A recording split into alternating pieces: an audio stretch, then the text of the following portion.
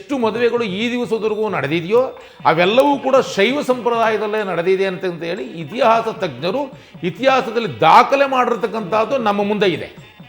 ಹಾಗಾಗಿ ಪರಕಾಲ ಮಠ ಆ ನಿಮ್ಮ ಅರಮನೆಯ ಒಂದು ನಿಮಿಷ ನಾನು ಮಾತಾಡ್ಬಿಡ್ತೇನೆ, ಹೆಂಗಾರೆ ನಾನು ಮಾತಾಡ್ಬಿಡ್ತೇನೆ. ಪರಕಾಲ ಮಠ ಆ ನಿಮ್ಮ ಅರಮನೆಯ ಆವರಣದಲ್ಲಿರೋದ್ರಿಂದ ಅಲ್ಲಿ ಅವರಿಗೆ ವಿಶೇಷವಾದ ಗೌರವವನ್ನು ಕೊಟ್ಟು ಅಲ್ಲಿ ಯತಿಶ್ರೀಗಳು ಅವರು ಪರಕಾಲ ಮಠದಲ್ಲಿ ಶ್ರೀ ವೈಷ್ಣವ ಪದ್ಧತಿ ಅಂತ ನಡಿಬೇಕು ಅಂತ ಇದ್ದಾರೆ. ಆದರೆ ಎಲ್ಲವೂ ಇಲ್ಲಿ ನಾನು ನೋಡಿದ ಪ್ರಕಾರ, ನಾ ಈಗೇನು ನೋಡ್ತಾ ಇದ್ದೀನಿ ಈ ನಿಮಿಷದಲ್ಲಿ ನೋಡಿರ್ತಕ್ಕಂಥ ಪ್ರಕಾರ ಎಲ್ಲವೂ ಕೂಡ ಶೈವ ಸಂಪ್ರದಾಯದಲ್ಲೇ ನಡೀತಾ ಇದೆ ಅನ್ನತಕ್ಕಂಥದ್ದನ್ನು ನಾನು ಹೇಳೋದಕ್ಕೆ ಇಷ್ಟಪಡ್ತೀನಿ. ರಾಜಪುರೋಹಿತರಾಗಲಿ, ರಾಜಪುರೋಹಿತರಲ್ಲಿ ಹೇಳಿ ಹೇಳಿ ಏನು ಹೇಳ್ತಾ ಇದ್ರಿ?